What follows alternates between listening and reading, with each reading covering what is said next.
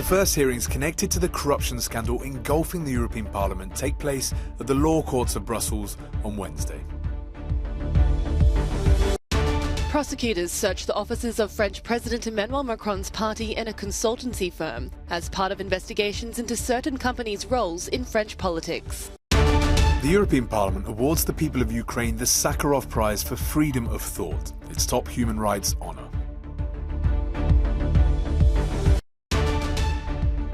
An attack on Ukraine's capital has left 5 buildings damaged, but no casualties were reported. At least 4 migrants die while attempting to enter the UK from France via the English Channel, with helicopters scrambled to help with the rescue efforts. Big expectations at the law courts of Brussels on Wednesday for the first hearings connected to the corruption scandal engulfing the European Parliament. Eva Kaili, a now former vice president of the EU institution, was expected to appear before a judge for the first time since her arrest. She wasn't there, though. She stands accused of accepting large sums of money to illicitly lobby on behalf of a Gulf state, allegedly Qatar. The 3 other suspects were present, however, including her partner and parliamentary advisor Francesco Giorgi, ex-MEP Antonio Panzeri, and according to Italian media reports, Niccolo Figa Talamanca, Secretary-General of NGO Peace Without Justice. The Belgian police have so far seized €1.5 million in cash, following at least 20 raids carried out since last Friday, including a suitcase full of money.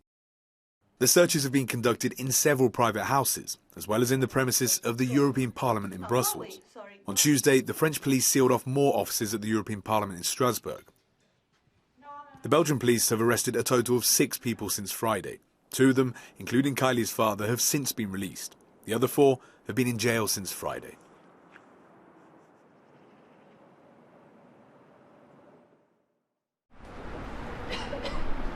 French prosecutors have searched the headquarters of President Emmanuel Macron's Renaissance Party and the Paris office of consultancy firm McKinsey. The dual operations are part of parallel investigations into the role of these companies in French politics. One of the inquiries relates to the government's use of consultancy agencies in general, while the other focuses on their involvement in the 2017 and 2022 presidential election campaigns. The probes stem from a Senate report into the use of public funds for consultancy services and whether McKinsey enjoyed particular benefits from Macron's party.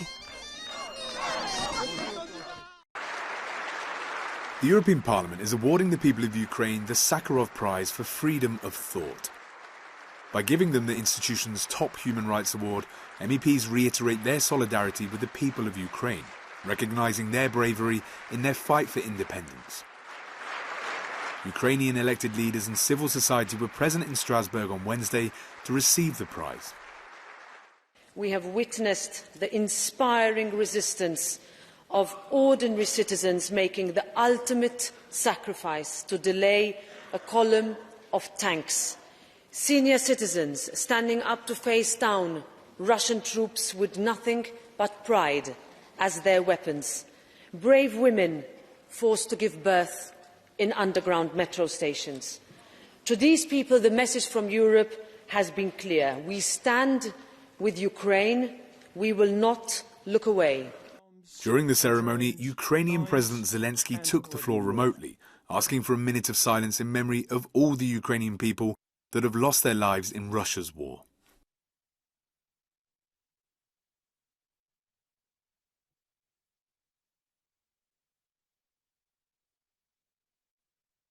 Russian tried to put Russian propaganda to the head for the citizens on occupied territories and said, Russia here forever. European Union, all European institutions forgot for you. You will never liberate it. And such awards as Sakharov Prize, such attention that now step by step give for our citizens European Union, it shows for our citizens that nobody forgot for Ukrainians. Since Russia invaded Ukraine last February, millions of people have been displaced and tens of thousands killed or injured. Despite the aggression, though, the people of Ukraine have refused to give up without a fight.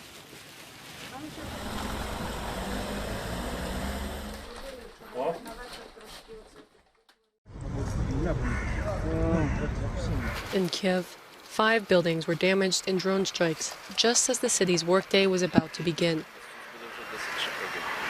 There were no casualties reported, but according to President Zelensky, the situation could have been much worse.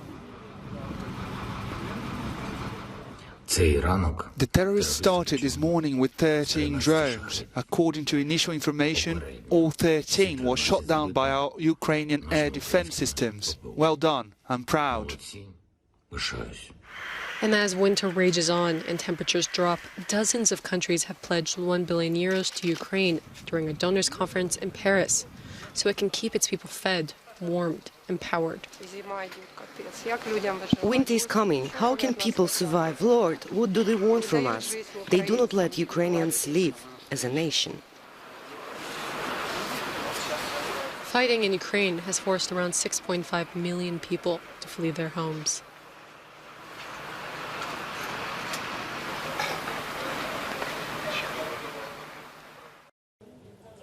No victims and no damage to any energy facilities as Russia launched another drone attack on Kyiv on Wednesday morning.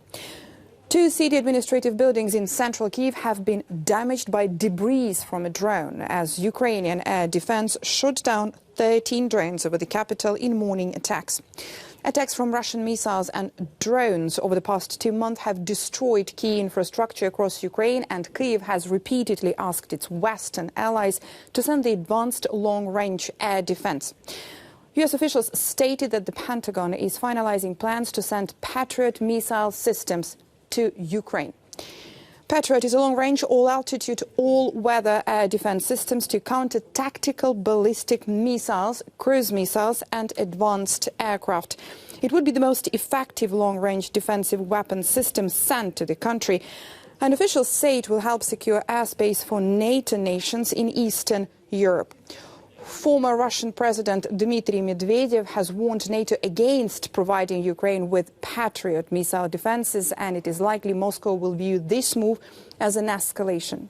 Meanwhile, Ukrainian intelligence reported that Russian forces are striking Ukraine with missiles that Ukraine transferred to Russia in the 90s.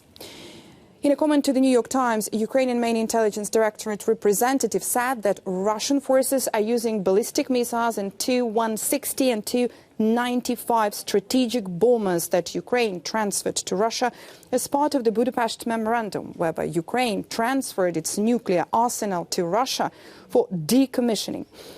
Russia, the United States and the United Kingdom committed in return to respect the independence, sovereignty and existing borders of Ukraine, which means by this agreement, Russia explicitly recognized that Crimea and areas of Donetsk and Luhansk regions it occupied in 2014 were parts of Ukraine.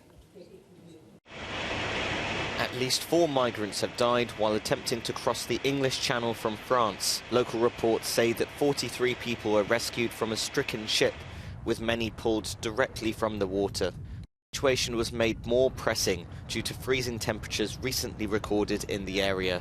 The alert was raised around 3:40 a.m. on Wednesday, with 2 British helicopters and a French Navy helicopter being mobilised to help the rescue efforts. A number of British politicians have expressed their condolences, including UK Home Secretary Suella Braverman, who tweeted her heartfelt thoughts to all those involved.